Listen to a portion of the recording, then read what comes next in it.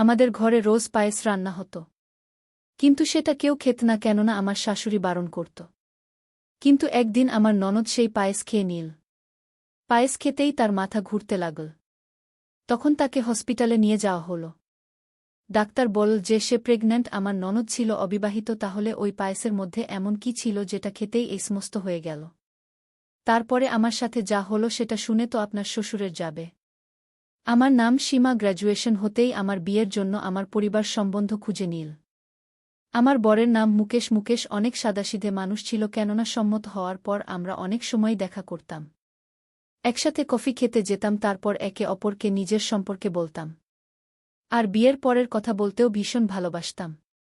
যাই হোক, এভাবেই দিন কাটছিল। আমাদের বিয়ের তারিখ সামনে আসতে লাগল। আমাদের বিয়ের তারিখ ঠিক হতেই কোথা দিয়ে যে দিন কেটে যেতে লাগল বুঝতেই পারতাম না। আর বিয়ে করে এবার তো মুকেশের বাড়ির বউ হয়ে গিয়েছিলাম। শ্বশুর বাড়িতে আমার একটা ছোট ননদ প্রিয়া ছিল, যে সারাদিন বৌদি বৌদি করে আমাকে সব কথা বলত।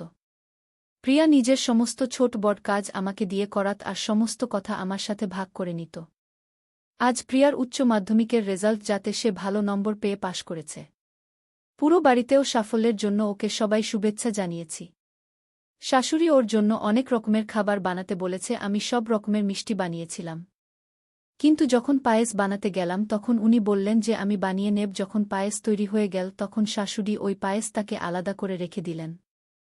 আর সবাইকে বলেন যে এই পায়েস কেউ খাবে না। আমার তো ভীষণ অদ্ভুত লাগল। যখন পায়েস বানানো হলো তখন সেটা কেউ ঘিতে কেন পারবে না।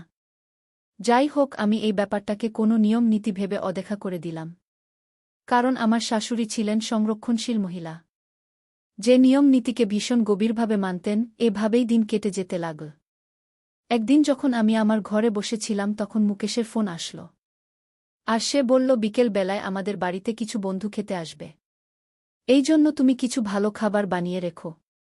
আমি মুকেশকে বললাম কি জন্য তারা আসছে। তখন মুকেশ বলল, আসলে আমার প্রমোশন হয়েছে, এই জন্য আমি আমার বন্ধুদের পার্টি দিতে চাইছি। কিন্তু আমি ভাবলাম যে বাইরে হোটেলে যাওয়ার বদলে তাদেরকে ঘরে ডেকে নিই, কেননা তুমি এত ভালো ভালো খাবার বানাও যে বাইরে যাওয়ার প্রয়োজনই হবে না। এরপর ফোন রেখে দিয়ে আমি খাবারের আয়োজন করতে লাগলাম। আমি রান্নাঘরে যাওয়ার সাথে সাথেই পাড়া থেকে আমার শাশুড়ি চলে আসলো। আর আমাকে জিজ্ঞাসা করল, বৌমা, আজ তুমি এত তাড়াতাড়ি খাবার বানাচ্ছ? তখন আমি বললাম, মা, আজ মুকেশের কিছু বন্ধু ঘরে আসবে।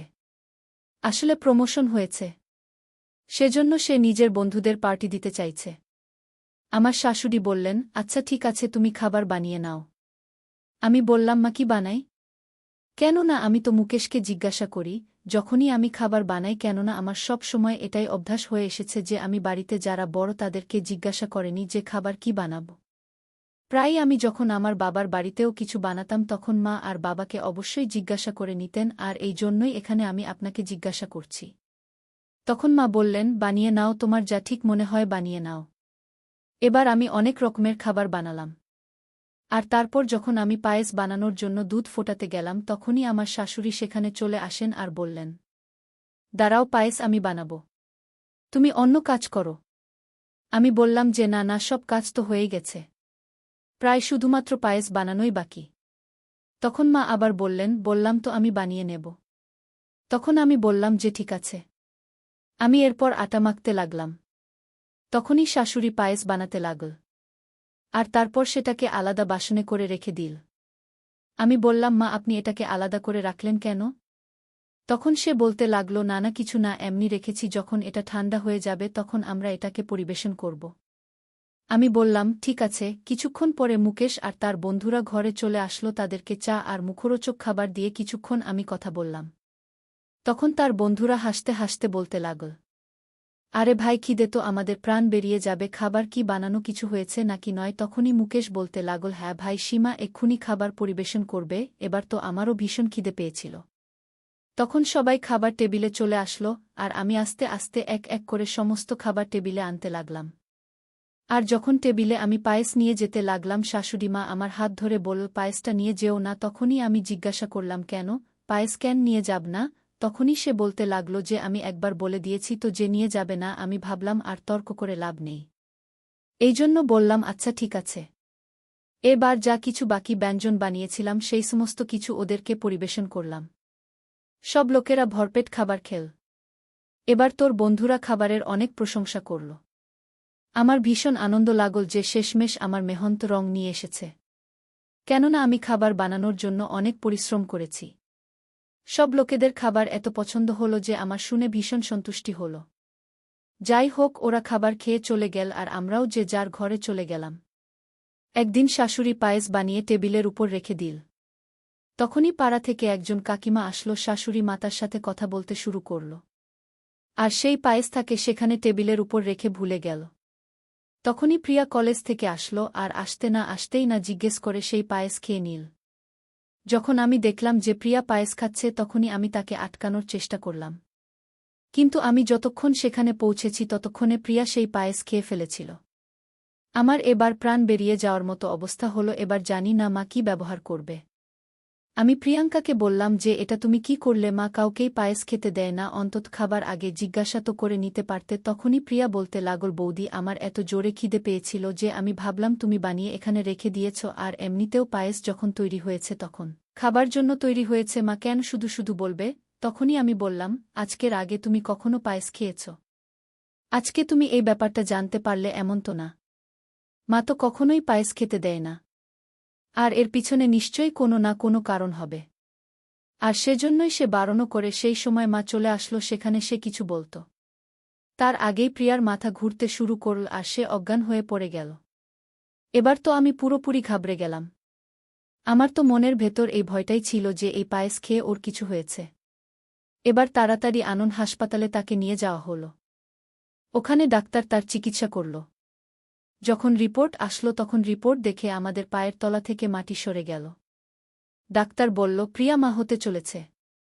এবার তো যেন আমাদের অবস্থা খারাপ হয়ে গেল এটা ভেবেই যে এটা কিভাবে হতে পারে। সবার এই খবরটা শুনে কেমন যেন শক লাগল। সবার যেন এমন মনে হচ্ছিল যে প্রিয়ার সাথে এটা কি করে হতে পারে। এত বুদ্ধিমতী ও সংস্কারী মেয়ে, সে এত ভুল কাজ কিভাবে করতে পারে। কিন্তু তার সংস্কারের থেকে বেশি তার পায়েস খাওয়ার উপরে আমার সন্দেহ হচ্ছিল। আমার তো এটাই মনে হচ্ছিল। প্রত্যেকবার মা পায়েস খেতে বারণ করে, আর আজ যখন প্রিয়া সেই পায়েস খেয়ে নিল ওর শরীর খারাপ হতে লাগল আর তাকে হসপিটালে সব কিছুই বলে দেওয়া হল। আমার তো মাথার মধ্যে ব্যাস একটাই কথা ঘুরছিল। আমার মনে যেন ঘৃণা তৈরি হয়ে গিয়েছিল। যখনই পায়েসের নাম হতো তখনই যেন আমার সারা গায়ে রোম খাড়া হয়ে যেত। তারপর আমরা সবাই প্রিয়াকে হসপিটাল থেকে বাড়ি নিয়ে আসলাম। সবাই প্রিয়ার উপর রাগ করেছিল। মুকেশ তো প্রিয়ার সাথে কথা পর্যন্ত বলতে চাইছিল না। তার তো এটাই মনে হচ্ছিল যে প্রিয়া পুরো সমাজে তাদের নাক কাটিয়েছে। সবাই প্রিয়ার উপর রেগেছিল, কিন্তু প্রিয়ার দোষ তো আমার নজরে যেন আসছিলই না। আমার তো মনের মধ্যে খালি থেকে থেকে একটাই কথা আসছিল, আর সেটা হল পায়েস খাওয়ার কথা, যে নিশ্চয়ই পায়েস খাওয়ার কারণেই এসব হয়েছে। কিন্তু এখনও মা পায়েস এ ব্যাপারে কিছু বলতে রাজি ছিল না। তারও এটাই মনে হতো যে প্রিয়াই এই সমস্ত কিছু করেছে, সে কিন্তু নিজের কর্মকাণ্ডের ব্যাপারে কাউকে কিছু বলেনি। তখনই আমি মুকেশকে নিজের কাছে ডাকলাম আর বললাম, আমি অনেক দিন থেকেই তোমাকে কিছু বলতে চাইছিলাম, কিন্তু সুযোগ হচ্ছিল না। তখন মুকেশ বলল, কি হয়েছে? আমি বললাম যে কিছুদিন আগে যখনই আমি পায়েস বানানোর জন্য চেষ্টা করতাম তখন মা আমাকে বানাতেই দিত না, আর নিজে বানাত। আর যখন তোমার বন্ধুরা ঘরে আসলো ওই দিন মা নিজেই পায়েস বানিয়েছিল। সেটা একটা আলাদা বাসনে করে আলাদা রেখে দিয়েছিল। আর এখন তো সে রোজ পায়েস বানায়, কিন্তু কারোকে খেতে দেয় না। আর যখন সে টেবিলের উপর পায়েস রেখে ভুলে গেছে তখনই প্রিয়া এসে পায়েস খেয়ে নিয়েছে, আর তারপর থেকেই তার সাথে এই সমস্ত ঘটনা ঘটে গেছে। কিন্তু মুখে স্বামীর কথা শুনে হাসতে লাগল। বলল, পায়েস খেলে আবার এমনটা হয় নাকি? তুমি কি প্রিয়ার ভুলটাকে চাপা দেওয়ার চেষ্টা করছো? মুখে সে বার আমার উপরে রেগে গেল। কেউ আমার কথা বুঝতেই চাইছিল না। তারপর আমি প্রিয়ার ঘরে গেলাম আর তাকে ভালোবেসে জিজ্ঞেস করতে লাগলাম, প্রিয়া, যদি এমন কোনো ঘটনা ঘটে থাকে তাহলে প্লিজ আমায় বলো, আমি বাড়ির সবার সাথে কথা বলি। তখন প্রিয়া কাঁদতে কাঁদতে বলল, বৌদি এরকম কিছুই আমি করিনি। আজ পর্যন্ত আমি কারো সাথে কোনো সম্পর্ক আসেনি। আমি প্রিয়ার মুখ থেকে পরিষ্কার শুনতে চাইছিলাম যে সে নিজের জায়গায় একদম নিজের ঠিক আছে। কিন্তু এবার আমি পরিবারের সদস্যদের কিভাবে বোঝাব? আমি শাশুড়ি মায়ের সাথে কথা বলার কথা ভাবলাম। তখনই মা বলতে লাগল, প্রিয়ার হয়ে তুমি কিছু আমাকে বলতে এসো না, এটা কিন্তু প্রিয়ার ভুল। তখনই আমি আমার মাথা ধরে বসে গেলাম আর ভাবতে লাগলাম যে জানি না যে আসলে হচ্ছেটা কি। এতে কি প্রিয়ার ভুল আছে নাকি আমি কিছু বুঝতে পারছি না। তখনই হঠাৎ করে ডাক্তারের ফোন আসলো। সে বলল, আপনার বাড়িতে কোনো প্রিয়া নামের মেয়ের রিপোর্ট বদলে গিয়েছে। আমি কিছু বুঝতে পারছিলাম না। আমি মার মুকেশকেও ডেকে নিলাম। আমি তারপরে ডাক্তারকে ঘুরিয়ে আবার জিজ্ঞেস করলাম যে সমস্ত কি হচ্ছে। তখন ডাক্তার বললেন, আপনারা হসপিটালে আসুন, সব কিছু জেনে যাবেন। আমরা রিপোর্ট নিয়ে হসপিটালে যখন পৌঁছালাম আর ডাক্তারকে বললাম, তখন ডাক্তার বলল, আসলে আমাদের এখানে আরেকটি মহিলা চেক আপের জন্য এসেছে যার নামও পিয়াই ছিল, আর ওনার রিপোর্ট আপনাদের কাছে চলে যায়। আর এই নিয়ে এটা আপনাদের রিপোর্ট। আর এর মধ্যে আসলে কিছুই নেই। ব্যাস কিছু বাসি চাল খাওয়ার জন্য ওর ইনফেকশন হয়ে গিয়েছে, যার জন্য ওর মাথা ঘুরছিল আর বমি হচ্ছিল। আপনার বোনের রিপোর্ট একদম নরমাল। এবার যেন আমাদের প্রাণে প্রাণ ফিরল, যা আসলে প্রিয়া একদম ঠিক আছে। আমরা প্রিয়া আসল রিপোর্ট নিয়ে ঘরে পৌঁছলাম আর এই সমস্ত কথা প্রিয়া আমার মাকে বললাম। প্রিয়া আমাকে জড়িয়ে ধরল আর তার চোখ দিয়ে জল পড়ছিল। সে বলতে লাগল, তোমাদের আমার উপর বিশ্বাস করা উচিত ছিল। আমি বলেছিলাম যে আমি এরকম কিছুই করিনি, কিন্তু কেউ আমার কথা মানেনি। আমি তখন বললাম, এবার তো আর কোনো ব্যাপার নেই সে রকম, কিন্তু আমার মাথার মধ্যে শুধু এটাই চলছিল যে বাসি চালের পায়েস এটা কি করে হতে পারে। আমরা তো যখনই রেশন বানাই তখনই ভালো জানে না নাই।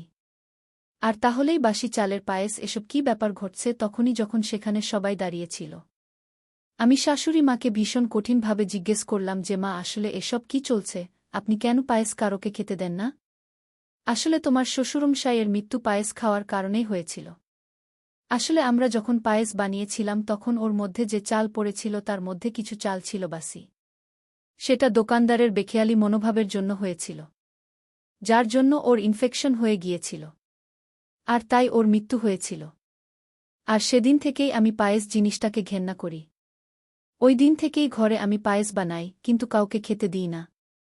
কেননা আমার মনের মধ্যে একটা ভয় ছিল যে যদি আবার কেউ পায়েস খায় আর তার যদি কিছু হয়ে যায়, আর ওই পায়েসের জন্য আমি সবসময় কুকুরদের খাইয়ে দিই যাতে তোমার বাবার আত্মার শান্তি হয়, তখন থেকেই আমি তোমাকে পায়েস বানাতে দিই না। কেননা তুমি যদি পায়েস বানাও আর তোমার পায়েস আমি কুকুরকে খাওয়াই তো তোমার খারাপ লাগবে। সে জন্যই আমি পায়েস বানাই আর সেটা আলাদা করে রেখে দিই, আর বিকেল হলে সেগুলো কুকুরকে খাইয়ে দিই। এবার এই পায়েসের রহস্যটা আমার সামনে চলে এসেছিল। এটা জানার পর আমার ভীষণ অদ্ভুত লাগল যে তার এত অন্ধবিশ্বাস কিভাবে হতে পারে। শ্বশুরের মৃত্যু সেদিন লেখাই ছিল কপালে, সেটা যে কোনো ভাবেই হতে পারত। আর তাছাড়া জরুরি তো নয় যে তার মৃত্যু যেহেতু পায়েসের জন্য হয়েছে তো সবাই পায়েস খাওয়া বন্ধ করে দেবে। যাই হোক, আমি এই সমস্ত কথা আমার শাশুড়িকে আর বলিনি, কেননা তার ভাবনাকে আঘাত করতে চাইনি। আমি চাইনি যে তার কোনো ভাবে খারাপ লাগুক। তখনই মুকেশ বলতে লাগল, মা, তুমি তোমার মন থেকে এই সব ধারণা বের করে দাও। এবার মুকেশের আরও একটা ব্যাপারে লজ্জা লাগছিল, যার কারণে সে পিয়ার দিকে তাকাতেও পারছিল না। সে না ভেবেচিন্তেই পিয়াকে কত কিছু বলে দিয়েছিল। কোনো রকমে মুকেশ প্রিয়ার কাছে ক্ষমা চাইল আর তারা দুজন ভাইবোন নতুন করে আবার জীবন কাটাতে শুরু করল। আমার মুখে এবার হাসি ছিল, কেননা শেষ পর্যন্ত সব ঠিক হয়ে গেছে। পায়েস খাওয়ার যে কথাটা আমার মনের মধ্যে চলছিল সেটার এবার সমাধান হলো, আর প্রিয়ার উপর যে দোষারোপ করা হয়েছিল সেটাও মিটে গিয়েছিল।